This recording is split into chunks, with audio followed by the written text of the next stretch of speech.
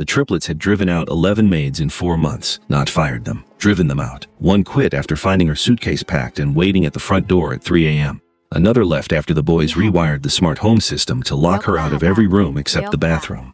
The agency had stopped sending replacements until Aliyah showed up, curvy, unbothered, and completely unimpressed by 3 17-year-olds who had clearly never once in their lives met a woman who refused to flinch. She walked into that house with a suitcase, a contract, and absolutely no idea that 3 teenagers were about to make her question every life decision she had ever made.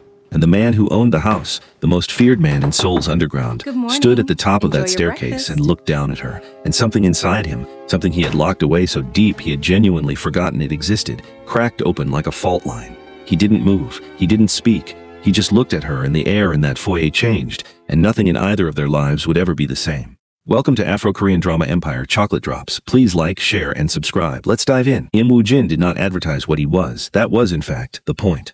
His name appeared on the boards of 3 legitimate companies, a logistics firm, a real estate development group, and a private security consultancy that managed contracts for half the government's sensitive infrastructure.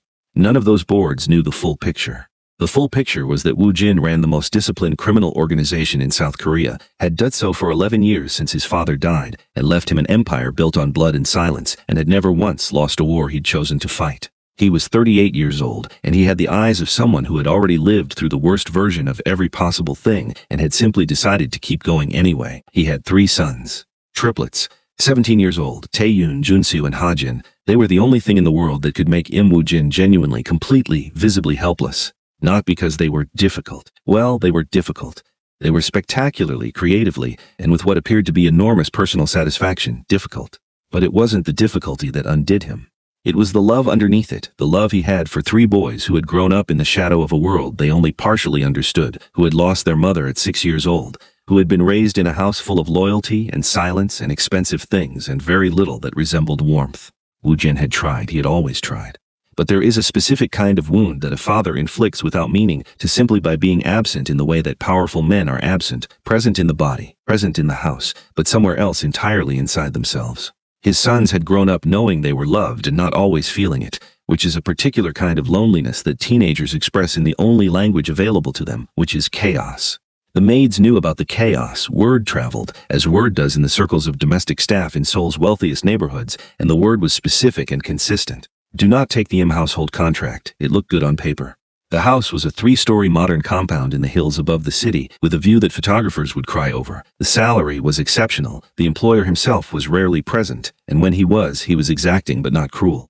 It was the triplets, it was always the triplets. Taeyoon, the eldest by 4 minutes, was the strategist. He had his father's cold intelligence and had decided, somewhere around age 14, to deploy it entirely in service of his own entertainment. He did not raise his voice. He did not throw things. He simply engineered situations with the patient precision of a much older person, tiny modifications to the household routine, small misplacements of items, carefully constructed misunderstandings, delivered to new staff with the earnest face of someone trying to be helpful. He had caused 3 maids to walk out in tears without ever technically doing anything wrong, and he found this deeply satisfying. Junsu was the one who made noise. He was the middle child of the trio and had the energy of someone who was constitutionally opposed to stillness in any form. He blasted music through the house at volumes that made the windows flex. He left every cabinet open, every drawer half pulled, every light on in every room regardless of whether anyone was using it. He had the particular talent of making messes that looked accidental but required enormous creative effort to produce. He had also, at various points, convinced 3 separate housekeepers that the house was haunted, that there was a gas leak, and that the neighborhood association had issued a formal complaint requiring all staff to vacate immediately. None of these things were true. Junsu had not yet found an idea too absurd to attempt. Hajin was the youngest by 11 minutes and the most dangerous of the 3, which was saying something given the competition. Hajin was quiet. Hajin had very large, very innocent-looking eyes and spoke in a soft, respectful voice and deployed these qualities like weapons. He was the one who would find a new housekeeper on her first day and very gently, very kindly, spend 45 minutes explaining to her all the specific rules of the household that did not exist. The salt should be stored by color gradation. Mr. Im's towels must face north on the rack. The kitchen knives should be arranged by the year of their manufacture. Hajin would explain all of this with such solemn sincerity that grown women wrote it down.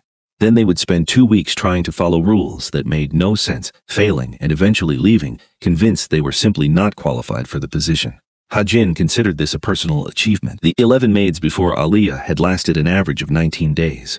Woo-Jin's head of household staff, a 50-year-old man named Secretary Bae, who had served the Im family for 20 years and had the resigned patience of someone who has accepted that their employer's children are going to be the death of them professionally, if not literally, had told him 3 times that the situation was becoming untenable.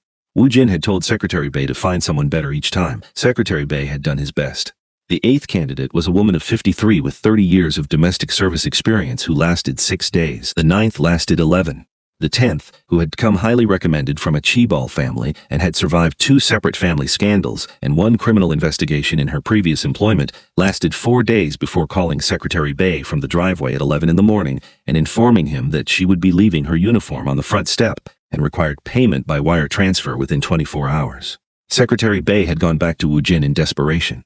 Woo-Jin had looked at him with the expression of a man who did not have time for this and said that perhaps the next candidate should have a different approach entirely. That perhaps what was needed was someone who could not be easily intimidated or outmaneuvered. Secretary Bae had taken this instruction seriously and had thought about it for 3 days and had ultimately placed a call to an agency that specialized in what they described diplomatically as complex household environments. The agency had sent him a file. Secretary Bae had read it twice and called the agency back to confirm certain details. Then he had called Aliyah Carter. Aliyah was 26 years old. She was from Atlanta originally, had been living in Seoul for 2 years on a work visa that she'd arranged through a teaching program that had subsequently lost its funding, leaving her in possession of a valid visa, functional Korean, and a pressing need for employment. She was not a professional housekeeper. What she was, as her file indicated and as Secretary Bae had confirmed through the references she provided, was someone who had spent 2 years managing her aunt's household in Lagos, including 4 boys between the ages of 12 and 17 before her aunt relocated. She had also, in her teens, helped raise 2 younger brothers, worked every school break in a community center in Atlanta that served adolescent boys from difficult backgrounds, and had, according to one reference, a supernatural gift for refusing to be moved by things that were designed to move her. The reference had actually used the word supernatural. Secretary Bae had found this promising. Aliyah had found the posting through the agency, had read the description including the understated note about the challenging household dynamic, and had thought about it for 1 evening before agreeing. She was practical about these things. The salary was more than double anything else available to her in Seoul. She had a visa to maintain. She could handle teenagers. She had handled teenagers. She had, in fact, been told by a 14-year-old in Lagos that she was the scariest adult he had ever met and had considered this among the finest compliments of her professional life. She arrived on a Tuesday morning in late September with a medium-sized suitcase, a tote bag that contained, among other things, a journal, 2 novels, a container of her mother's spice blend because she had learned early that cooking was a diplomatic tool, and the absolute unshakable conviction that she was not going to be run out of this job. The house was, she had to admit, stunning, the kind of modern architecture that looked effortless and cost a spectacular amount of money. She stood in the driveway for a moment and looked at it, and felt the particular feeling of walking into something large. Secretary met her at the door, shook her hand with the grip of a man who was profoundly relieved to see her, gave her the tour at a pace that suggested he had somewhere to be, and outlined her duties in the efficient shorthand of someone who had given this speech 8 times. The house, the kitchen, the schedule, the boys' meal preferences, the household rules. At the end of the tour, he paused in the foyer and looked at her with the expression of someone about to say something honest. The boys, he said carefully, are going through a phase. How long has the phase been going on? Aliyah asked. 3 years, Secretary Bae said. Aliyah nodded slowly. Okay, the last maid left 4 days ago. The boys are currently at school. They return at 4. I'll be ready, Aliyah said. Secretary Bae looked at her for a moment. He seemed to want to say something more, but didn't. He showed her to her room, a comfortable space on the 2nd floor near the west staircase, told her Mr. Im would be in the house this evening and would expect to be introduced, and then left with the slightly dazed energy of a man who has handed off a problem and is cautiously optimistic for the first time in a year. Aliyah unpacked. She made herself tea. She walked through the kitchen and took stock of what was in it, because knowing a kitchen was the first step to knowing a household. She found, among the usual items, a bag of premium instant ramen with the label handwritten on the outside in what appeared to be 3 different handwritings arguing about the optimal preparation method, which told her something useful. She found a shelf of snacks organized with the specific obsessive logic of teenagers who cared deeply about ownership and hierarchy. She found in the back of one cabinet a notebook that contained what appeared to be a detailed operational log of the previous maid's daily movements, including times, routes, and notes on vulnerabilities. This notebook was labeled, in confident block letters, Operation Maid Eviction Volume 12. Aaliyah read the notebook for 10 minutes, then she put it back exactly where she found it. She was going to need a different approach. At 4:15, the front door opened and 3 pairs of shoes hit the foyer floor in rapid succession. She was in the kitchen. She did not go out to meet them. She continued preparing the afternoon snack she'd started 20 minutes ago, moving with the unhurried confidence of someone who lived here. They would come to the kitchen eventually. They always did. She heard them first. A brief, low-voiced conversation near the stairs. A pause. Then footsteps. 3 sets, moving toward the kitchen with the particular quality of teenagers who are being tactical about their approach, but are trying to sound casual. The door swung open. 3 boys appeared in the frame and stopped. They were tall. She hadn't expected that, though she should have, given their father's build which she'd seen in the photograph Secretary Bay had shown her. They had their father's sharp features and something of their mother's expressiveness. She would learn later. Though right now, what she mostly registered was that all 3 of them had the same expression, which was an assessment. A rapid, comprehensive assessment of the new variable in their kitchen. Tae-yoon spoke first. "You're the new one." "I am," Aaliyah said without turning from the stove. "Snacks are on the counter. Don't eat standing up if you can help it. It's bad for digestion." A beat of silence. "She didn't turn around," Junso said to his brothers not quietly enough. "I can hear you," Aaliyah said pleasantly. "Plates are in the second cabinet." "Top shelf." Another beat. She heard the sound of a cabinet opening, which was promising. Hodgen's voice came next, softer than his brother's, with the specific quality she had already catalogued from the notebook as the dangerous one. "Our last housekeeper always introduced herself first. She brought flowers, actually. She was very warm." "Did she last?" Aaliyah asked. Silence. "Sit down," she said. "Food's almost ready." She turned around finally and looked at them. They were looking at her with expressions that were recalibrating in real time. The initial assessment shifting into something more complicated. She was not what they'd expected. She was aware of that. She'd learned a long time ago that being a curvy black woman in unexpected spaces produced a very specific kind of recalibration in people, a moment of recategorization where they tried to place her in a framework that already existed and found that she didn't quite fit anywhere they'd prepared. She had stopped finding this uncomfortable and started finding it useful. She set 3 plates on the counter. Rice, braised short rib that had been slow cooking since noon, seasoned spinach, egg. Real food, not something thrown together. Junsu looked at the plate, and then at her, and then at the plate again. "You cooked this?" "I did. Our last housekeeper just ordered delivery." "I noticed there wasn't much actual cooking happening," she said, sitting down across from them with her own cup of tea. "That's fine, I cook." Hajin was looking at her with those careful eyes. She could see him building something, the quiet preliminary assembly of whatever play he was about to make. She let him build it. "Mr. Im has very specific rules about the household," Hajin said with the solemn sincerity she'd read about in the notebook, particularly about the kitchen. "The spices have to be arranged in order of their country of origin. The knives should face northeast on the magnetic strip, and no one is allowed in the pantry after 8 p.m. because of the humidity regulations." "Interesting," Aaliyah said. "None of that is in the actual household manual that Secretary Bay gave me, but I'll be sure to ask Mr. Im to confirm it when I meet him tonight." She looked at Hajin directly, in person. "I'll ask him specifically about the spice arrangement by country of origin." Something flickered in Hajin's eyes, the first crack in the careful composure. "That's fine," he said after a half-second too long. "Good," she said. She picked up her tea. "Eat before it gets cold." Tae-yoon, who had not spoken since the first exchange, was watching her with an expression that was more complex than his brother's. He was the strategist, she reminded herself, the one who thought before he moved. He ate 3 bites of rice, set his chopsticks down, and looked at her with the flat, assessing gaze that she recognized as his father's, though she didn't know that yet. "You've read about us," he said. "Not a question." "I read my file," she said, "same as you presumably read yours." "What file?" "The notebook in the back of the 3rd cabinet. Volume 12. She watched his jaw tighten almost imperceptibly. "You should label it less clearly if you don't want people to find it, just a thought." The kitchen was very quiet for a moment. Then Junsu started laughing. It was involuntary, she could tell, the kind of laugh that escapes a person before they can stop it. He clapped a hand over his mouth. Tae-yoon shot him a look. Ha-jin's expression had shifted into something that was almost, not quite, but almost impressed. "Eat," Aaliyah said again and picked up her novel. She met Im Woo-jin that evening. She had not been specifically prepared for the impact of him in person, which she would later consider an oversight on Secretary Bay's part. The photograph had shown a tall Korean man in a suit with a serious face. The actual man was something considerably more complicated than a tall Korean man in a suit with a serious face. He came through the front door at 7:15, still in his coat, phone at his ear, completing a call in a voice so low and flat it barely carried, and Secretary Bay intercepted him in the foyer with the new hire information. Woo-jin ended the call, turned, and looked up toward the landing where Aaliyah was descending the stairs. He stopped. It was brief, half a second, maybe less. The kind of stop that a controlled, self-possessed man makes when something registers unexpectedly, and then it was over and his expression was smooth and composed, and he was walking toward her with the specific unhurried authority of someone who owns every room they enter without having to announce it. But she had noticed. She filed it away without knowing quite what to do with it. "Mrs. Carter," he said. His English was precise, slightly formal, the kind built on extensive reading rather than extensive conversation. "Mr. Im," she said, "I made dinner. It's in the kitchen when you're ready." He looked at her for a moment. Something moved in his expression, something small and almost surprised. He nodded once, which she would learn was his version of thank you.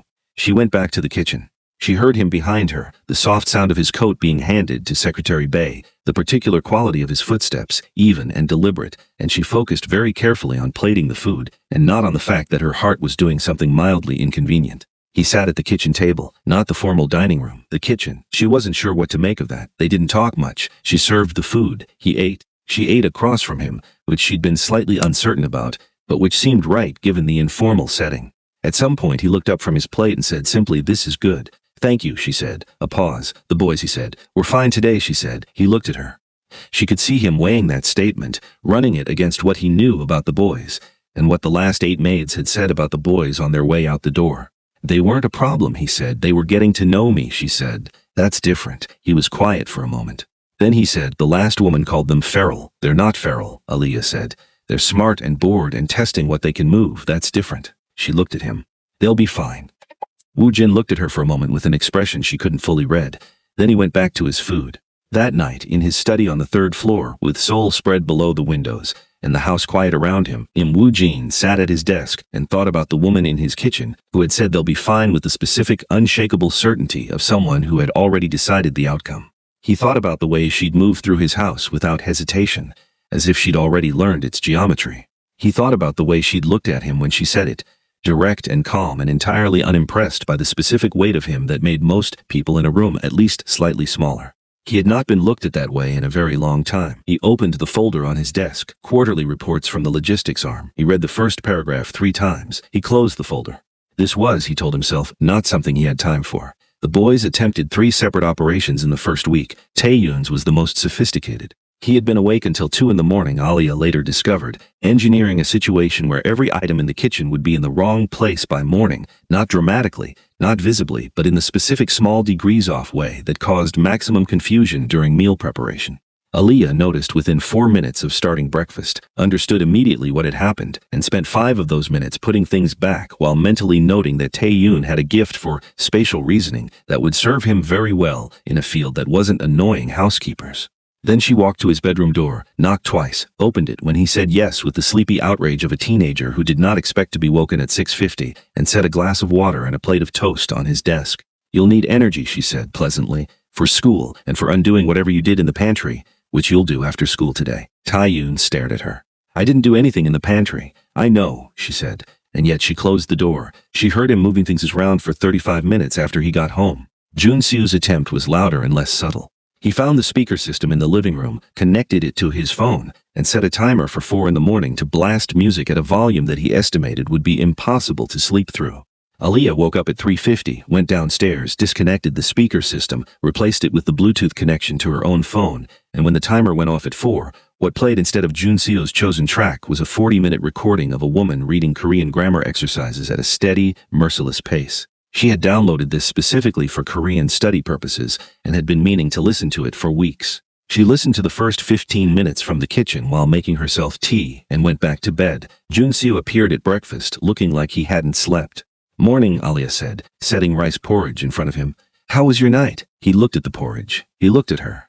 He ate the porridge in complete silence, which was the quietest she had ever seen him. Hajin's approach was the one she'd been most prepared for. He came to her on the 3rd day with a very serious expression and a list of 12 household rules that he explained with tremendous solemnity had been in place since the household was established. Aaliyah listened to the entire list, nodding at intervals. Then she said, "Fascinating. I'll confirm all of these with your father this evening when he gets home." Hajin's face stayed still, barely.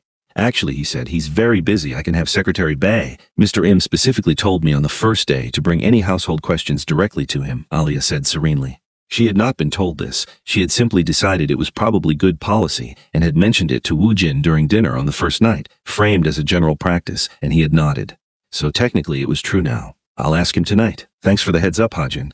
Hajin looked at her for a very long moment. His eyes had that quality that Tae-yoon's had, the assessing depth that was entirely their father's. Then he said, quietly and without the performance, "You're different." "From what?" she asked. "From the others," he said. "I know," she said. She looked at him steadily. "I'm not going anywhere, Hajin, just so you know." Something moved in his face. Not the softness, not yet. That would take longer. A crack. The beginning of a reassessment. By the end of the first week, the operations had slowed. By the end of the second, they had stopped entirely. This was not because the boys had given up. It was because something more interesting had happened, which was that they had started watching her instead. They watched her cook, which took up more of their attention than any of them would have admitted, because it turned out Aaliyah cooked the way their mother had apparently cooked, which was a piece of information. Secretary Bae let slip accidentally over dinner one evening and then went very still about, in which Woo Jin, sitting at the head of the table, heard and did not react to visibly, though Aaliyah noticed the particular quality of his stillness in that moment. They watched her handle their father, which was its own entertainment because she was the only person in the house who spoke to him as if his silence was not a verdict, as if his authority was a quality she respected but was not governed by, as if he was a person first and the most feared man in Seoul second. Woo Jin himself, they noticed, watched her back. He watched her with the focused, involuntary quality of a man who has lost the ability to look away from something and hasn't yet decided what to do about that. Junsu noticed first because Junsu was not quiet enough to be subtle about noticing things. He cornered Tae-yoon in their shared bathroom on a Thursday evening and said with zero preamble, "Appa looks at her." "I know," Tae-yoon said. "Like, he looks at her." "I know. What do we do about that?" Tae-yoon was quiet for a moment, looking at his own reflection in the mirror with the expression of someone running a calculation. "Nothing yet," he said. "We watch." Hajin appeared in the doorway. He had apparently been listening. He looked at both of them with those quiet, ancient eyes and said, "She would be good for him." His brothers looked at him. "She doesn't move out of the way when he comes into a room," Hajin said. "Everyone else does. She just stands there. She talks to him like he's a person." He paused. "I think he needs that." The bathroom was quiet for a moment. "She makes really good rice," Junsu offered. "That's not the point," Tae-yoon said. "I know, but it's also not nothing." Aaliyah was not thinking about Im Woo Jin. Or, rather, she was thinking about him in the way that a person tries very hard not to think about something and finds that the not thinking requires a disproportionate amount of mental energy.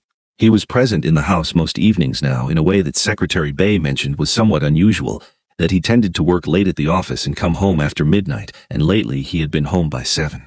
She told herself this had nothing to do with her. She told herself that firmly to herself in her room at night, while listing all the reasons it would be both professionally inappropriate and personally catastrophic to notice that Im Woo Jin was quietly, persistently, devastatingly paying attention to her. He did small things. He didn't make a production of them. He left a book on the kitchen counter that she'd mentioned in passing on the second day, a novel she'd said she hadn't been able to find in Seoul. He had said nothing about it, just left it there with a bookmark at page 30. He came into the kitchen one evening while she was chopping vegetables and stood near the counter, not in her way, just present, and they talked for 40 minutes about nothing of consequence, Seoul and Atlanta, and the specific emotional experience of living somewhere that was not home. He was, she discovered, a careful and genuinely interested listener. He remembered things, he noticed things. He noticed her in a way that was entirely different from the way powerful men had noticed her before, which had always had the quality of cataloging, of assessment, of deciding what category to put her in. Woo Jin noticed her the way someone notices a person they are very interested in understanding. This was, she told herself regularly, a problem. The problem accelerated in the third week when a man named Park Dae-hyun came to the house. Park Dae-hyun was an associate of Woo Jin's from the legitimate business side, a senior partner in the logistics firm, tall and smooth with the practiced charm of someone who had spent years being good at parties. He came for a dinner meeting on a Friday evening and was shown to the dining room by Secretary Bae while Aaliyah finished the meal in the kitchen. When she brought the first course out, Park Dae-hyun looked up from the conversation he was having with Woo Jin and stopped mid-sentence. "This is your housekeeper," he said to Woo Jin, in Korean which Aaliyah understood perfectly but didn't react to. "Miss Carter manages the household," Woo Jin said with a flatness in his voice she couldn't fully read. "She's lovely," Park Dae-hyun said in a way that was more observation than compliment, the kind that didn't ask permission. Aaliyah set the plates down without acknowledging this, because she had spent years developing the skill of being in a room where people discussed her without speaking to her and not giving them the satisfaction of a reaction. She turned to go back to the kitchen. "Excuse me," Park Dae-hyun said, now addressing her directly and in English that was slightly too confident. "Where are you from?" "Your Korean is excellent." "Atlanta," she said. "Thank you. You speak Korean beautifully, very unusual." "I studied it," she said pleasantly. How long have you worked for Woo Jin? She glanced, briefly, at Wu Jin, who was watching this exchange with an expression that was entirely still in the specific way that preceded something that was not stillness at all. She filed that away. 3 weeks, she said. Excuse me, I have the next course to finish. She went back to the kitchen. In the kitchen, she stood at the stove and breathed for a moment and told herself that whatever was on Wu Jin's face was professional and contextual and not something she should be cataloging. In the dining room, Park Dae-hyun said, with the easy appreciation of a man who thought he was giving a compliment, "You have excellent taste, in all things." Wu Jin said nothing. The silence was the kind that carried. "She's interesting," Park Dae-hyun continued. "Has she been with you long? I might know someone who would—" "She works for me," Wu Jin said. It was 3 words at a volume barely above quiet, and it ended the sentence, the conversation, and apparently Park Dae-hyun's appetite for the topic entirely. The man picked up his wineglass and changed the subject. In the kitchen, Aliyah heard none of this. She finished the second course, brought it out, served it, and went back. She didn't see Wu Jin watch her walk away. She didn't see the way his jaw was set for the rest of the meal. She didn't see Park Dae-hyun notice the jaw and choose wisely not to mention the housekeeper again for the rest of the evening. Later that night, after Park Dae-hyun had gone and the house was quiet, Aliyah was in the kitchen cleaning up when Wu Jin appeared in the doorway. He still had his jacket on. He hadn't gone upstairs yet. "You don't have to do this tonight," he said. "Leave it for morning." "I'm almost done," she said. "It's fine." He stood in the doorway for a moment. She was aware of him in the specific way she was always aware of him in enclosed spaces. Like the air between them was a different temperature than the air elsewhere. She focused on the dishes. "Did Park Dae-hyun say something to you?" he asked. "Nothing offensive," she said, "but something." She turned and looked at him. He was watching her with an expression that was controlled and direct, and underneath the control, something that had heat in it, something she had no business noticing. "He was curious," she said. "It's fine, I handled it." "You shouldn't have to handle it," he said. She looked at him for a moment. "I'm okay," she said carefully, "but thank you." He nodded once. He turned to leave. At the door he stopped, his back to her, and said, without turning around, "You're good with them, the boys." "They're good kids," she said. Under the operations, she heard something that might have been a laugh, or the ghost of one, brief and involuntary. Then he went upstairs and she stood in the kitchen, holding a dish she had already dried twice and feeling something warm and entirely inconvenient in her chest. The shift happened, as shifts often do, through a small thing. On a Wednesday afternoon, 3 weeks in, Aliyah walked past Hajin's room and heard something that made her stop. It was quiet, the particular quality of quiet that is different from silence, the held quality of someone who is trying to contain something they cannot quite contain. She stood outside the door for a moment, then she knocked. He said, "Too even. Too controlled for a 17-year-old. She opened the door. Hajin was at his desk, pretending to look at his phone. The desk surface was carefully clear except for a single photograph, face down, that he'd turned over quickly when she came in. Not quickly enough. She didn't call attention to it. She set the glass of warm tea she'd been carrying on his desk, the honey ginger blend she'd noticed he took when he wasn't feeling well, and said, "I made extra." He looked at the tea. He looked at her. Something in his face was trying very hard to be the composed, controlled version of Hajin and was not quite succeeding. "What day is it?" she asked gently. He was quiet. Then her birthday. Aliyah sat down uninvited in the chair by the window. She didn't say anything for a moment. She looked out at the city. "My dad died when I was 12, she said. "I used to feel it in my body, the days that were his. The day his birthday was the day he left." She paused. "It doesn't get smaller, it just gets more familiar." Hajin was very still. "You don't have to be okay about it," she said. "Not today." He didn't cry. He was too much his father's son to cry in front of someone he'd known 3 weeks. But something in him settled, the way a held breath settles when you finally let it go. He picked up the tea, he drank it. They sat there for 40 minutes without talking much, Aliyah read. Hajin did whatever Hajin was doing with his phone.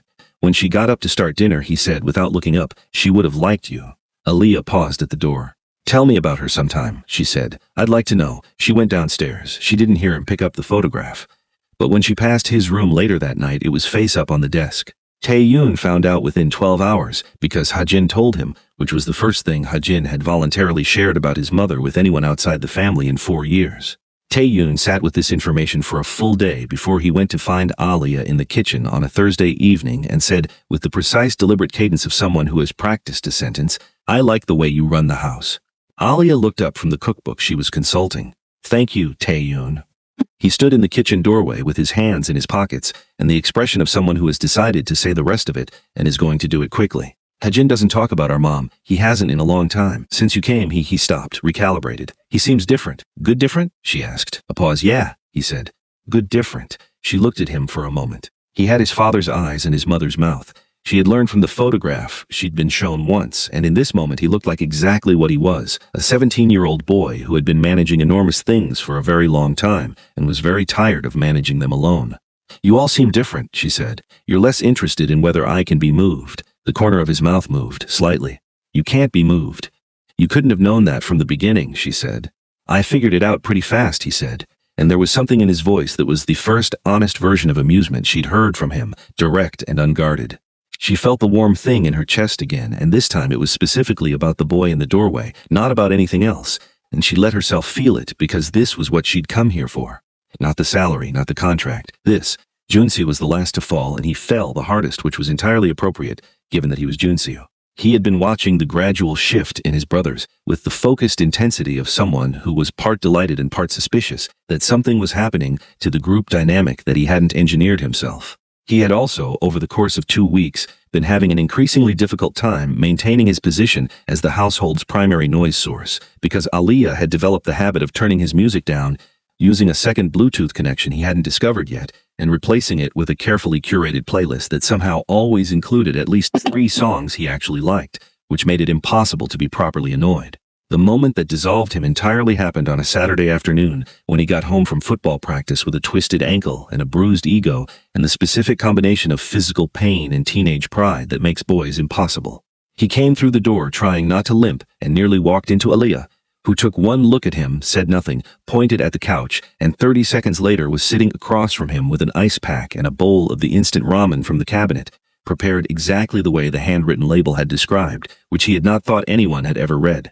"How did you?" he started. "I read the label," she said. He looked at her. He looked at the ramen. He looked at the ice pack on his ankle. He looked like he was trying to maintain a position and failing. "It's good ramen," he said finally in a small voice.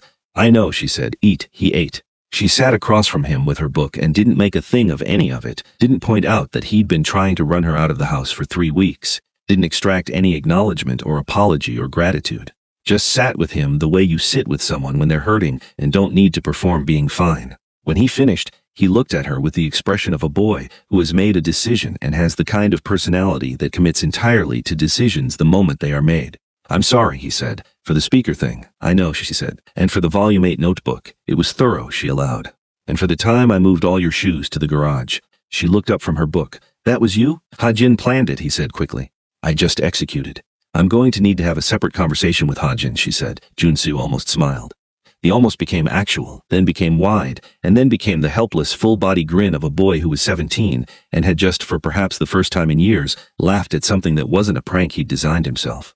Aliyah watched him laugh and felt the warm thing in her chest bloom into something that had nothing clinical about it at all. She was in trouble. She had known it for a while. She was in serious, professional, entirely predictable trouble because somewhere between the first dinner and the Saturday afternoon ramen and all the evenings in between, she had stopped managing her feelings about Im Woo-jin and started simply having them, which was a different and considerably more dangerous thing. She had also noticed, because she was observant and could not stop herself from being observant, that he had stopped being a man who came home and was present in his house and had become a man who came home and was present specifically in whatever room she was in. That he knew how she took her tea, that he had, without comment, replaced the chair in her room that had a broken leg. That when she was tired, which she showed in a specific way she hadn't thought anyone had noticed, a slight tension across her shoulders and a quieter quality to her voice, he found reasons to be in whatever room she was in, not doing anything, just present, in the specific way that said, "I see you and I'm not going anywhere." She was in serious trouble. And somewhere across the city, in a meeting that she knew nothing about, in a room that contained people who had opinions about Im Woo-jin's household arrangements and his sudden tendency to be home at 7 instead of midnight, something was being discussed that would reach the house before the month was out. Woo-jin did not know this yet either. He was sitting in his study at 10:30 on a Thursday night, looking at a quarterly report he was absolutely not reading, listening to the sound of the house below him and the particular quality of a space that had, in the past month, become something different from what it had been before. Something that felt, in a way he had not let himself think about directly, like a home. He thought about the way she'd looked at him that morning at breakfast, when he'd said something that surprised her and she'd laughed, sudden and real, the kind of laugh that belongs entirely to the person laughing and asks nothing from anyone watching. He thought about the fact that he had been watching. He thought about the fact that he had been doing a great deal of watching and a very insufficient amount of not watching, and that this situation had reached a point that required acknowledgement. He put the report in the drawer. He went downstairs. She was in the kitchen. She always seemed to be in the kitchen at this hour, not cleaning, just present, sometimes reading, sometimes doing something with the small container of spices she kept on the shelf that she'd brought from home. He'd asked her about it once. She'd said her mother had made the blend herself and she'd carried it from Atlanta because it made a kitchen smell like somewhere she belonged. He stood in the doorway and she looked up from her book and neither of them said anything for a moment. The kitchen smelled like her mother's spice blend and something else, something specific to the house now, something warm and lived in that it hadn't smelled like before she came. "You should sleep," she said. "So should you," he said. "I will in a minute." He walked to the counter, because standing in doorways had become insufficient and he had stopped pretending otherwise, and he stood near her and said without preparation or strategy, simply because it was true and he was tired of not saying true things, "I'm glad you came." She looked up at him. The kitchen light was low and warm, and she was looking at him with those eyes that had never once been small in the presence of him, that had looked at him from the beginning, as if his weight was interesting but not governing, and something in his chest did what it had been doing for weeks, the thing he had been managing, and was now simply done managing. "I'm glad too," she said. They stood there, too close, not close enough, in the warm kitchen that smelled like home, and the world outside the window was Seoul at midnight, enormous and indifferent, and in this kitchen it was just two people who had found each other in the particular way that people find each other when they weren't looking and cannot explain the finding and don't want to give it back. He reached over and moved a strand of hair from her face, his fingers barely touching her cheek, gentle and deliberate, and she went very still the way a person goes still when they are afraid that moving will end something. His phone rang. He didn't move for one beat, too. Then he stepped back and answered it, and his face went from what it had been to something else entirely, the other face, the one that handled the other side of his life. His voice dropped, went flat, went into the language of his work. Aaliyah breathed. She looked at her book. She couldn't read a word of it. He spoke for 2 minutes, said 4 sentences, and ended the call. He stood with his back to her for a moment, and she could see the shift in him, the way he reassembled the wall, and she felt the loss of the moment like a physical thing. When he turned back, his expression was composed and careful, and she could not fully read what was underneath it, except that it was there, whatever it was, and it was hers, even through the wall. "I have to make some calls," he said. "I know," she said. He looked at her for one more moment, then he left. Aaliyah sat in the kitchen for a long time after. She told herself again firmly that this was a situation she needed to manage. She told herself he was her employer. She told herself there were 100 reasons this was complicated and 0 reasons it was simple. She told herself all of this and believed none of it.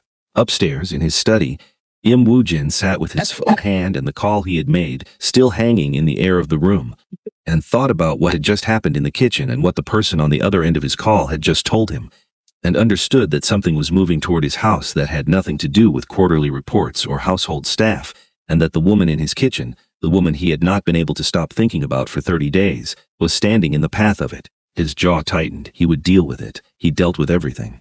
But something about the idea of dealing with this, of whatever was coming arriving anywhere near her, produced a feeling in his chest that was not the controlled cold calculation he applied to everything else. It was something much older, much more fundamental, the feeling of a man who has identified the most important thing in his vicinity and will not, under any circumstances, permit harm to come to it. He picked up his phone again and made 3 more calls. Outside the window, Seoul burned in the dark, and somewhere in the city, people who wanted something from Im Woo-jin were moving. They had no idea what they were moving toward. And the boys, asleep in their rooms on the 2nd floor, had no idea that what their father was fighting to protect was not just the house or the organization. It was the woman downstairs who had shown up in a gray hoodie carrying a jar of her mother's spices and had, without being asked and without making a ceremony of it, simply made this house feel like the home it had been trying to become for 11 years. Tae-yoon would find out first, in the morning, when he came downstairs and found his father still in the kitchen with a 2nd cup of coffee and a look on his face that Tae-yoon recognized from the photographs of a man who had loved someone completely and wasn't afraid of the cost. He would go back upstairs and knock on his brother's doors and tell them what he'd seen. And Ha-jin would say we should help him. And Jun-si would say obviously, and the 3 of them would begin a very different kind of operation, one that had nothing to do with driving anyone away and everything to do with making absolutely sure that the right person stayed. But that was the morning. Tonight, the city ran through its hours and the house held its warmth, and whatever was coming was still a day away. And in the kitchen, Aaliyah finally put down her book, turned off the light, and went to bed, carrying something in her chest that felt, despite everything she knew about being careful, like the beginning of something true. The morning after the kitchen, everything felt different, and nothing looked different, which was its own kind of difficult. Woo-jin was at the breakfast table when she came downstairs at 6:30. He looked up. She looked at him. They said good morning with the careful precision of two people who have decided to put something back in a box and are discovering that the box is too small now. She made coffee. He watched her make it. This was no longer a neutral activity. Tae-yoon came downstairs at 7 and stopped in the kitchen doorway and looked at both of them with the forensic attention of a boy who had inherited his father's capacity for reading a room, then very quietly sat down and said nothing and ate his breakfast with the studied innocence of someone who was absolutely cataloging everything for later analysis. Junseo and Ha-jin arrived 4 minutes apart and both had the same quality that Tae-yoon had, the deliberate neutrality of people performing not noticing. She had lived with them for a month. She knew exactly what not noticing looked like on all three of them. It looked like this. After Woo-jin left for the office, Junseo leaned across the table toward Tae-yoon and said, at a volume he apparently thought was a whisper, he stayed for breakfast. He always stays for breakfast now, Ha-jin said. He didn't before she came. I know, Tae-yoon said. Aaliyah at the sink said without turning around, I can still hear you. All three of them went silent with the synchronized guilt of boys who had been caught. She turned around. She looked at them. They looked back at her with expressions that were, for perhaps the first time in her month in this house, completely unguarded. All three of them, no performance, no strategy, just three teenagers watching her with the hopeful, slightly desperate quality of people who want something very much and are trying to figure out if they're allowed to want it. Finish your breakfast, she said gently. You'll be late. They finished their breakfast. They left. But at the door, Ha-jin paused and looked back at her and said, in a voice that was quiet enough to be only for her, he smiles more now. Since you came. She stood in the foyer after they'd gone and held that sentence for a long time. The trouble arrived on a Wednesday 6 weeks after she'd come to the house. It arrived in the form of a man who appeared at the gate at 11 in the morning when Secretary Bae was out running errands and the security detail that Woo-jin maintained at the house perimeter was between rotation shifts. The man gave his name to the gate intercom as a business associate, a name she didn't recognize, which in itself meant nothing because she had no reason to know the full architecture of Woo-jin's professional world. She buzzed him through to the front door, opened it, and understood immediately that something was wrong. There were two of them. The man who had given his name was 40, broad, with the specific quality of stillness that wasn't peace, it was coiled readiness. The one behind him was younger and said nothing. They were in suits that were good enough to be legitimate and not good enough to be convincing. She noticed this in the 3 seconds she had before the first man spoke. Miss Carter, he said in Korean. Her name in his mouth landed with the particular weight of a word that has been researched. We'd like to speak with you. About what? She said. She kept her voice level. About your employer, he said, and what you may have seen in this house.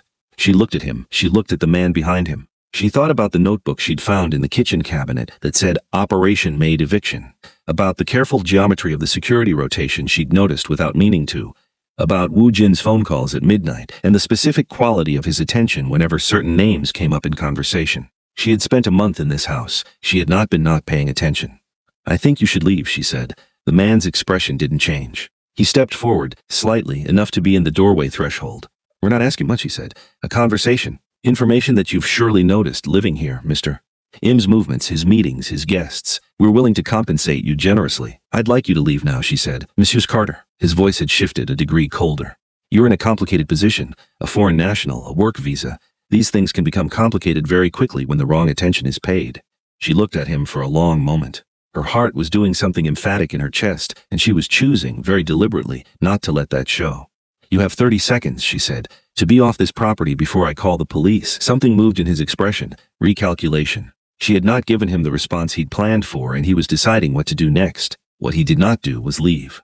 What happened instead was that the front gate behind them made a sound, a specific electronic sound, and the security team that had been between rotations materialized out of what appeared to be nowhere 4 men, in the specific unhurried way of professionals who have already assessed and already know how this ends. And behind them on the driveway, a car that had not been there 60 seconds ago, Woo-jin got out of it. He had clearly been in the office when the call came, she realized later, because he was still in the full weight of his formal work presence, charcoal suit, the specific bearing that he carried in professional contexts that made the space around him feel like it had been reorganized in his favor. He walked up the driveway and the two henne at her door went from the specific posture of people applying pressure to the specific posture of people who have just realized they have miscalculated the situation entirely. He didn't run. He didn't raise his voice. He walked at the pace of a man who already knows the outcome and is not in a hurry because time is not a factor when you have already decided what happens. He came to the door and stood beside her, and the men in the doorway had that specific look of people reassessing an escape route. He looked at her first, before he looked at them. Just for 1 second, a sweep of her face, a check she understood was for damage, and then he looked at the men with an expression that had no warmth anywhere in it. "You have 3 seconds, he said to the men quietly, to explain why you're at my door. Neither of them spoke. The security team was already moving. Aaliyah stepped back from the door. She was shaking slightly. Not from fear, exactly. She had held herself together through the conversation, held the ground, not given them anything. The shaking was the body releasing what it had been holding, and it happened after, which was the appropriate time for it. She went to the kitchen and stood at the counter and breathed. She heard Wu Jin speaking in the foyer, low and specific, and then the sound of the front door closing, and then footsteps, his footsteps. She knew the weight of them coming to the kitchen. He stood in the doorway and looked at her. She was looking at the counter. "Are you hurt?" he asked. "No," she said. "I'm fine." She paused. "I kept them at the door." "I didn't let them in, I know," he said. His voice was different from what it was in the foyer. It had something in it she couldn't name, something that had been cracked open. "I got the gate alert the moment they came through. I watched the feed on the way here. 30 minutes from downtown," she said. 24, he said. She looked up at him. He was standing in the kitchen doorway, and his expression was the one he had been carrying all month underneath the controlled surface, the one that had been building since the first night, since the book on the counter, since the conversation about Atlanta and Seoul and the spice blend on the shelf. He was looking at her with everything he had not been saying, all of it at once, with the raw, unmanaged quality of a man who has just watched someone he cares about be threatened and cannot any longer maintain the professional distance he's been using as a structural element. "Wu Jin," she said, because she needed to say something. He crossed the kitchen in 4 steps and held her. "Not the way you hold someone when you're comforting them. The way you hold someone when they are the specific person you drove 24 minutes in a car for, the person whose face you looked at before you looked at the threat, the person whose safety is the organizing principle of the decision you made the moment you saw the gate alert." His arms came around her and she felt the whole of him, solid and present and shaking slightly, she realized, which meant that under the controlled walk up the driveway, under the quiet 3 words to the men at the door, under all of it he had been afraid. For her, she held him back. She pressed her face into his shoulder and felt the enormous, unfamiliar relief of being held by someone who had come. They stood like that for a long time. When they finally separated, she looked up at him, and he was looking at her with the specific, unflinching attention of a man who has decided he is done, pretending that this is professional. "I need to explain some things to you," he said. "I know some things already," she said. "I've been paying attention for 6 weeks." Something moved in his face. He almost smiled. It was the version of almost smiling that she had learned meant he was genuinely caught off guard, not performed, not managed. "What do you know?" he asked. "Enough," she said. "The rest you can tell me." He looked at her for a long moment. Then he nodded, and they sat down at the kitchen table, and he talked, and she listened, and the afternoon moved around them, and outside the window Seoul went about its enormous business, entirely unaware that in a kitchen in the hills above the city, 2 people were figuring out the shape of something true. The boys came home at 4 and found them still at the table, not talking anymore, just present in the comfortable way that had been building for weeks and had finally arrived at its natural form. Junsu stopped dead in the kitchen doorway. Tae-yoon walked into him from behind. Ha-jin appeared around the side of both of them and looked at the kitchen table, and then at Tae-yoon with an expression that said, "I told you." Woo-jin looked at his sons looked at him. There was a very specific parental conversation happening entirely in expressions, the kind that teenagers conduct with their parents in the presence of a third party who they are pretending not to be discussing. "Something happened today," Woo-jin said. "We heard," Tae-yoon said, and then went slightly still, because he hadn't meant to admit that he'd already gotten the information from one of the security detail guys who was also his football coach and had a loose working definition of what was appropriate to tell 17-year-olds. "From who?" Woo-jin said. "Secretary Bae," Tae-yoon said, which was faster thinking than the situation warranted. Secretary Bae in the hallway behind them made a small, resentful noise. "It's fine," Aaliyah said. "Everyone's fine." The boys looked at her. The look they gave her now was different from the look they'd given her on the first day. There was no assessment in it, no calculation about what category she occupied. It was the look of 3 boys who had decided separately and together that this was someone they could not afford to lose. "Are you staying?" Ha-jin asked. He said it quietly, directly, in the way he had of stripping things to their actual meaning. Ha-jin. Woo-jin said. "It's okay," Aaliyah said. She looked at Ha-jin. She looked at all 3 of them, Tae-yoon with his father's eyes, Jun-seo with his mother's expressiveness, Ha-jin with the weight he had been carrying since he was 6 years old, and she had sat in his room on his mother's birthday and told him he didn't have to be okay. "Yes," she said, "I'm staying." The relief on their faces was 3 different versions of the same thing. Jun-seo said something that was technically under his breath but was clearly intended to be heard, which was "finally." And Woo-jin gave him a look, and Jun-seo looked at the ceiling with the studied innocence of a boy who had said nothing. The threat was not over. Aliyah understood this from the conversation she'd had with Wu Jin at the kitchen table. The men who had come to the door were connected to a rival faction that had been testing the edges of Wu Jin's territory for 3 months, looking for leverage, for information, for a point of vulnerability. They had apparently decided that the new household staff, a foreign woman without deep ties in Seoul, might be a manageable point of access. They were wrong about this, as the afternoon had demonstrated, but wrong people with resources did not simply stop being wrong people with resources. The situation required management. Wu Jin's version of management was thorough and swift. By that evening, the security rotation at the house had been doubled and restructured. Specific protocols were in place for any unfamiliar approach to the property. Secretary Bay was given updated instructions about gate access that he received with the visible relief of someone whose professional life had been mostly composed of managing the consequences of insufficient security and who welcomed any improvement. Wu Jin made calls. He made many calls. The particular quality of his voice on those calls was the voice she had heard once or twice before, the one that lived underneath the dinner table conversation and the morning coffee, and the careful, patient presence he offered his sons, the voice of the man who ran the organization, flat and final, and completely without doubt about the outcome. She watched him from across the room while he made those calls, not listening to the content, just watching the bearing, and thought about what it meant to love something complicated. Because she was past pretending she didn't love him, she had been past pretending that for a while. What she hadn't resolved was what to do with it, what it cost, what it was worth, and whether the man on the phone who made other people afraid was compatible with the man who had rushed home in 24 minutes and held her in the kitchen without asking anything except, "Are you hurt?" She thought those were probably the same man. She thought that was the answer to the question. The boys were quieter that evening. Not subdued, Jun Seo was constitutionally incapable of subdued, but gentler, more present, moving through the house with the quality of people who have been reminded of something important and are still sitting with the reminder. Hajin helped her make dinner without being asked, standing at the counter beside her and doing what she told him to do with the focused seriousness he brought to everything, and at some point she looked at him and thought about the photograph on his desk, and the birthday, and the woman who had died, and the space that had been empty in this house for 11 years, and something in her settled into a shape that she hadn't known she was looking for. She was not his mother, she knew that.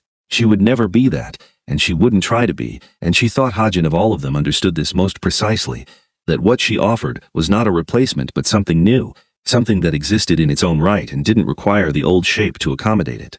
"You cut the onion wrong," Hajin said. "I cut it exactly right," she said. "Our family cuts it this way," he said, and demonstrated with the gravity of someone establishing lineage. "Show me again," she said. He showed her again. She watched. She did it his way. He nodded with the solemn approval of a 17-year-old who has just transmitted family knowledge and feels good about it. She laughed, and he almost laughed, and across the kitchen Tae-yoon, coming in to set the table, watched this exchange with the expression of a boy who has been carrying something heavy for a long time and has just been handed a very small and very real piece of relief. 3 days after the incident at the door, Wu Jin came to find her in the evening. She was in the living room reading, a space she had claimed as hers in the informal way that spaces in a house get claimed, and he sat down across from her in the chair that had become his chair, close enough to talk, and said her name once, and she looked up. "The men who came," he said. "The situation is resolved." She waited. "They won't come back," he said. His voice was quiet and entirely final. She looked at him for a moment. She thought about asking him what resolved meant in this context, and then decided there were some things she understood without needing them translated, and this was one of them. "Okay," she said. "I should have told you before," he said, "about what the work is, what the risk might be." "You told me," she said, "at the kitchen table. I should have told you before that day," he said. He was looking at her with the stripped-down honesty she had come to recognize as the real version of him, the version under the weight of everything he carried. "You had a right to know what you were walking into. I walked in with my eyes open," she said. "I had a pretty good idea from week 1. Your sons had a notebook called Operation Maid Eviction. I found a whole system of things in this house that told me what kind of organization ran it." She paused. "I made a choice. I stayed." He looked at her for a long time. "Why?" he asked. She put down her book. She looked at him across the room that had become the room they both sat in the evenings, in the house that had slowly become something that neither of them had planned for it to become. "Because the boys needed someone who wouldn't leave," she said, and then because, she stopped. "Because," he repeated quietly. She looked at him. "Because you have 24 minutes from downtown," she said, "and you used all of them." The silence in the room had a quality she recognized, the same quality as the kitchen, the same weight and warmth, except this time there was no phone call, no interruption, no reason to stop. He stood up and crossed the room and sat beside her on the sofa, close but not touching, and looked at her with the expression that had been building for 6 weeks. "Aliyah," he said. "Just her name." Her whole name, with every syllable given its weight, the way he had said it from the beginning, the way that had always sounded like he was saying something larger. "I know," she said. "I want to be certain you know," he said. "I'm not someone who does things carelessly. I'm not someone who—" He stopped. "Tried again. In 11 years I have not brought anyone into this house and meant it." He was looking at her with everything. All of it, unmanaged, not contained, just present. "You changed the house. You changed my sons. You changed." He stopped. "Tell me," she said softly. "You changed me," he said. "You walked into my kitchen and made food from scratch and told my son he didn't have to be okay and argued with Junsu about Bluetooth and sat in my kitchen at midnight because you couldn't sleep, and you changed something that I had decided was finished." He looked at her hands, at her face. "I don't know how to do this slowly," he said. "I'm not built for slowly. I've been watching you for 6 weeks and that's slow," she said. Something cracked in his expression, the ghost of the laugh she had been trying to see clearly since the first week. Then he reached over and took her hand, and she let him, and the room was the warm living room with the city outside the windows and the house quiet around them, and somewhere upstairs, 3 boys who were pretending to be asleep, but were absolutely not asleep. "Can I court you properly?" he said, and the word court was so formal and so entirely him, that she laughed, real and sudden, and he looked at her with that cracked open expression and said, "That's not a no. That's not a no," she agreed. He lifted her hand and pressed his lips to her knuckles, slow and deliberate, and looked at her over it with an expression that said everything his restrained mouth had been choosing not to say, and she felt it in every part of herself, and the city went on outside, and the house held them in its warmth. From the top of the stairs, in the dark, Hajin turned to his brothers and said nothing. He didn't need to. They had all heard the laugh. They all knew what it meant. Junsu pumped his fist silently in the air. Taeyun put his hand over his face. Then he smiled in the dark where no one could see it except his brothers, and that was fine. Wu Jin courted her properly, which turned out to mean with the same precision and attention he brought to everything, which was formidable. He asked her things. Not the broad, easy questions of a man making conversation, but the specific questions of a man who wants to understand a person completely. About Atlanta and her parents and the 2 brothers she had raised alongside herself, about the work in Lagos and why she had studied Korean and what she was doing in Seoul before the job. He listened to the answers the way he listened to everything, with the full weight of his attention, which had the specific quality of making a person feel that what they were saying mattered in an absolute and uncavable way. She had never been listened to quite like that before. She found it alternately wonderful and terrifying. He took her to dinner on a Thursday, just the 2 of them, while the boys had a school event, and the restaurant was quiet and private, and the food was extraordinary. And across the table he was the version of him that the house had built over 6 weeks, present and warm and occasionally startling in his directness. She told him about Marcus, the ex in Atlanta, who had been beautiful and unreliable and had taught her very thoroughly that wanting someone could be separated from trusting them. He listened. He said simply, "I understand why you were careful, not that it wouldn't happen with him." Just that he understood the lesson. She found this more reassuring than any promise would have been. The boys were conducting their own operation in support of the romance, which they believed was subtle and was not. Junsu had taken to mentioning, at breakfast, various activities that he thought 2 people might enjoy, framing them with the casual offhandedness of someone who had definitely not looked them up specifically. Ha-jin had started leaving Woo Jin's schedule on the kitchen counter, in a way that highlighted the evenings he was free. Taeyun had, without comment, reorganized the living room furniture so that the 2 chairs by the window were closer together. "I see what you're doing," Aliyah told them one morning. "We're not doing anything," Junsu said, with the face of a person doing something. "It's transparent," she said. "Our father moves too slowly," Taeyun said, abandoning the performance.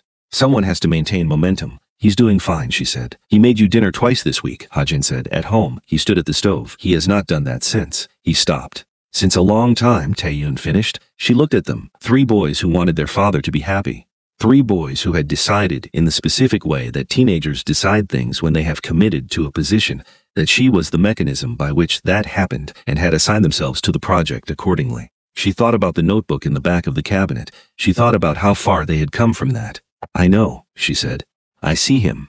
Ha-jin looked at her, and the expression on his face was the one that lived under all the others. The one that had been there in his room on his mother's birthday, quiet and old and hopeful, in the way that is more serious than the loud version.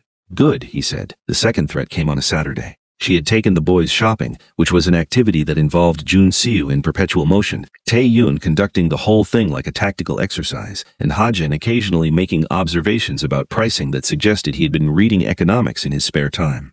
They were in the 3rd shop when she became aware of being watched. Not the ordinary ambient awareness of being in public, but the specific prickling recognition of focused attention that her body had learned to notice in the month since the men at the door. She didn't change her pace. She didn't look around. She gathered the boys with the understated efficiency of someone who has been paying attention to things they hope they never need, said they were going to try the shop across the street, and steered them toward the exit. She texted Wu Jin from the door with 3 words that Secretary Bei had given her in week 1 as the household emergency shorthand. Then she got the boys into the car, told the driver the house, and kept her voice even and her face composed the whole way back. Wu Jin was at the house when they arrived. He came out the front door as the car pulled up, and his eyes went to her first, the same sweep as the first time, and she was already nodding before he asked the question, meaning I'm fine, the boys are fine, it's okay. He exhaled, the short, controlled exhale of a man who has been managing his breathing since the text. He looked at his sons. They were looking back at him with the specific expressions of teenagers who have just been through something they don't have the full picture of and are choosing, for once, not to demand it immediately. Inside, he said to them. They went inside. He looked at her. Tell me everything, he said. Everything you noticed, she told him. He listened with the flat, focused attention of his operational self, asked 2 questions, and then made a call that lasted 4 minutes. When it ended, he said, it's handled, and she believed him because she had learned what that meant from him. The specific weight of it, the way he used the word, handled the way other people used the word done, finally, and with full commitment. I'm putting additional security on you and the boys when you leave the property, he said. Okay, she said. He looked at her. Something in his expression was different. She had learned to read his variations by now. This one was the version that preceded honesty. I need to ask you something, he said. Ask, she said. He was quiet for a moment. Not hesitating, organizing. Being with me, he said carefully, carries a specific weight. I've told you what I am. I've shown you some of what that means in practical terms. The risk isn't theoretical. The men at the door, today at the shop, these aren't the last time. He held her eyes. I need to know that you understand that, and I need to know that you're choosing to be here with full knowledge of it. Not because I asked, not because of the boys. Because you want to be. She looked at him for a long moment. She thought about Atlanta and Lagos and Seoul and all the versions of herself that had found their way to a kitchen in the hills above a city she hadn't planned to love. She thought about 3 boys who had shown her, through the process of trying to drive her away, exactly what they needed and had never had. She thought about a man who had rushed here in 24 minutes and held her first before he handled anything else. I understand, she said. And I'm choosing. He stepped forward and held her face in his hands, his thumbs at her cheekbones, and looked at her with everything. Aliyah, he said, her name the way he always said it, slow and full, like it meant the whole sentence. If anything happened to you, but it won't, she said. Because you're going to handle it. The ghost of the laugh, the real one. He pressed his forehead to hers, and she closed her eyes and felt the weight of him, present and warm and specifically hers. From the window above, 3 faces appeared briefly and then disappeared extremely quickly at the sound of Tai Yun's sharp, whispered instruction to get away from the window immediately. The faces disappeared. The window was empty. The house was quiet. The month that followed was the month that built the thing into its permanent shape.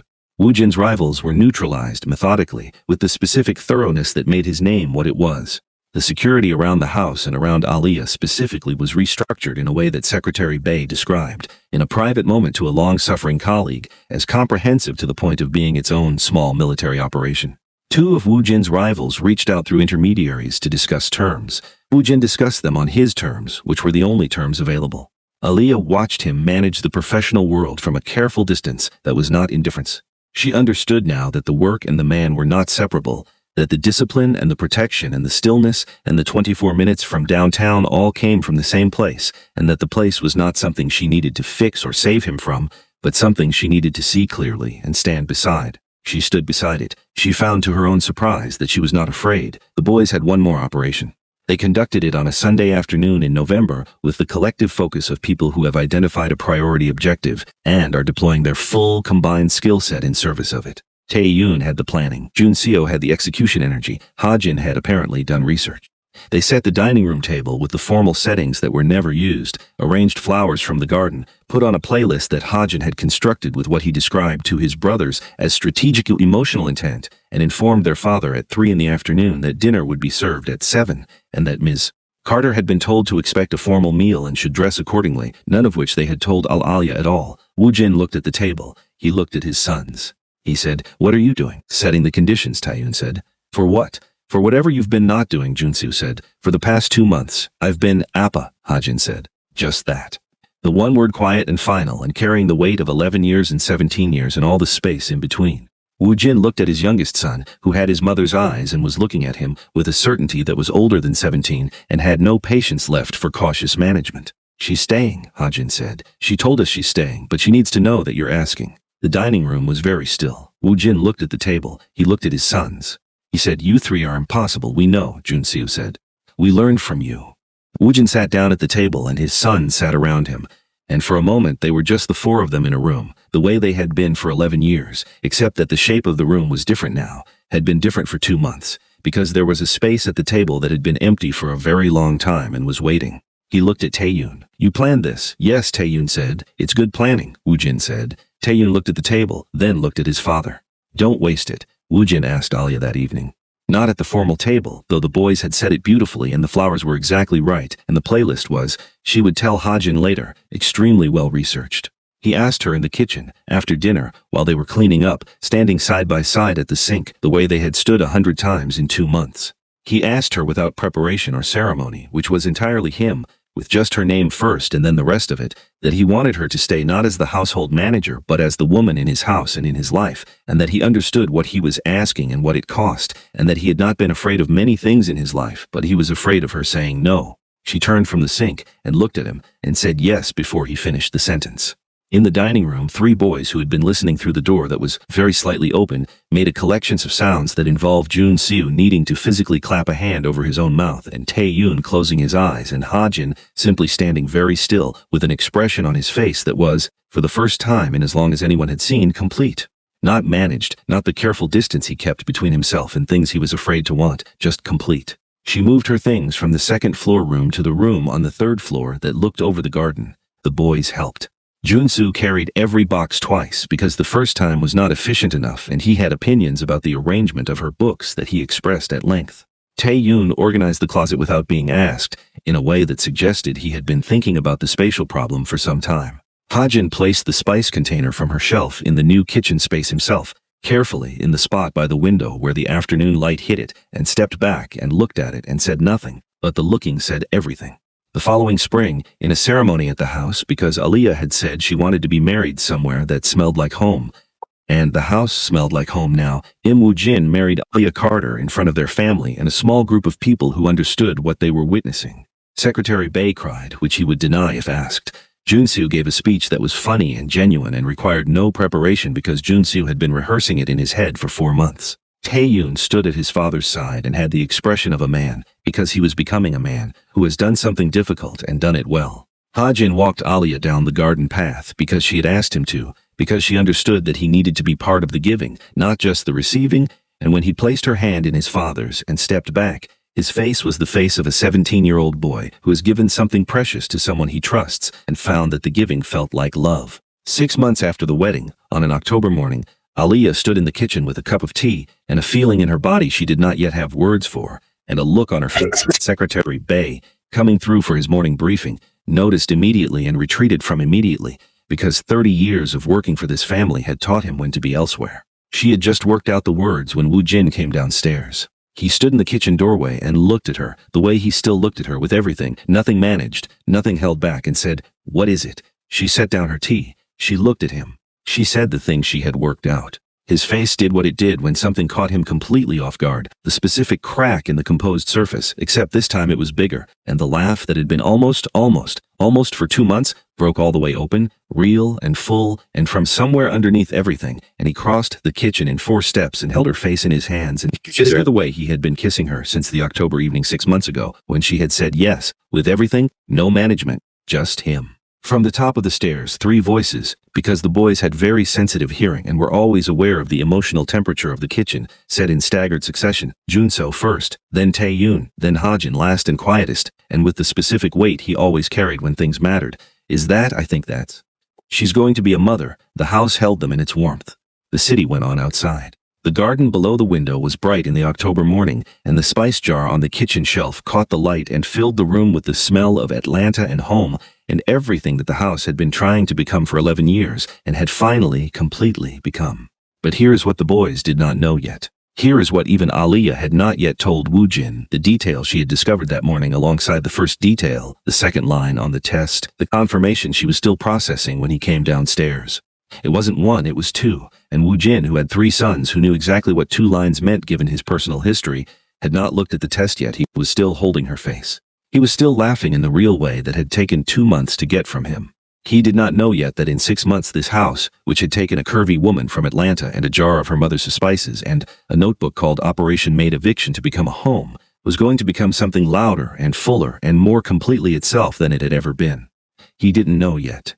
But the spice jar caught the light, and the boys were already making noise at the top of the stairs, and somewhere in the city the organization ran on its precise and managed course, and here in this kitchen, at the center of all of it, Aaliyah Carter, who was now Aaliyah M, laughed into her husband's shoulder and decided to let him find out in his own time. Some things she had learned were worth the wait. Subscribe to Afro-Korean Drama Empire, besties, and hit that notification bell, because what happens when Im Woo-jin finds out there are two, and what the boys do when they meet their siblings, and what the organization's enemies try next when they discover that the woman who wouldn't leave has made him more powerful and more dangerous than he has ever been, all of that is coming. And you do not want to miss what these triplets do when they find out they are about to be outnumbered. Hit that subscribe button. We'll see you in the next one.